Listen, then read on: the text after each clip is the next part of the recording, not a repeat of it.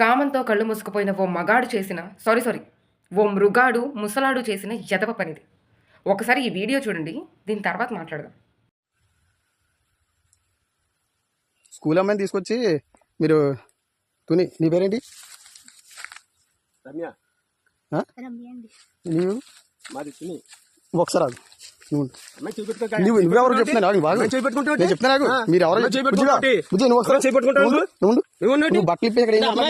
పట్టుకోవడానికి మీరు ఎవరు? నేను మున్సిపాలిటీ కౌన్సిల్. నేను ఎక్కడ? Municipality council. Municipality councillor. ఎలా తీసుకొచ్చి తోటలో తీసుకొచ్చి అమ్మాయిని పాడు చేస్తున్నావా? పాడు చేస్తాం. అమ్మాయి బాత్రూమ్ కూర్చుందంటే అమ్మాయి ఏంటి? అమ్మాయి చేపట్టుకుంటాను.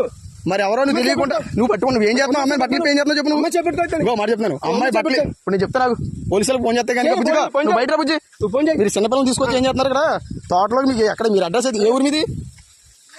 చూశారు కదా ఈ వీడియో. ఇది కాకినాడ జిల్లా తునిలో చోటు చేసుకున్న సంఘటన.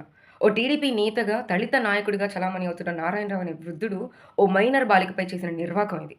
జగన్నాథగిరి గురుకుల పాఠశాలలో 8వ తరగతి చదువుతున్న ఆ పాప వద్దకు వెళ్ళి తనకి తాతయ్యనవుతానంటూ అక్కడి నుంచి ఆ పాపను తీసుకొచ్చి ఓ తోటలో ఇంతటి ఘాతుకానికి పాల్పడ్డాడు. అంత అసహ్యంగా అసభ్యకరంగా అత్యాచారానికి పాల్పడడానికి మనసలా వచ్చింది? ఆయన వయసుకి ఆ పాప మనవరాలవుతుంది.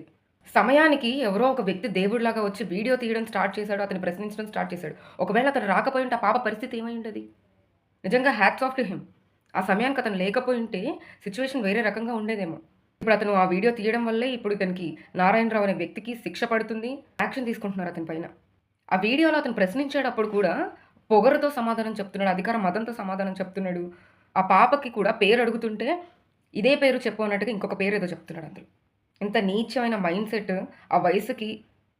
నిజంగా ఇంకా అలాంటి వాళ్ళని ఎవరిని చూసినా కూడా పెద్దవాళ్ళని భయం వేస్తుంది తప్ప రెస్పెక్ట్ ఇవ్వాలి, వృద్ధులు కదా అని ఆలోచన కూడా ఏ ఆడపిల్లకి రాదు. అయినా అంత చిన్న పిల్లని ఎలా అలా బట్టలు విప్పించి ఆమెకి తెలియకుండా అలా ఎలా చేయాలనిపించింది? సిగ్గుండక్కర్లేదా? మీ ఇళ్లలో ఆడవాళ్ళు ఉండట్లేదా? అసలు ఇలాంటి వాళ్ళందరినీ ఏం చేస్తే బాగుంటుంది?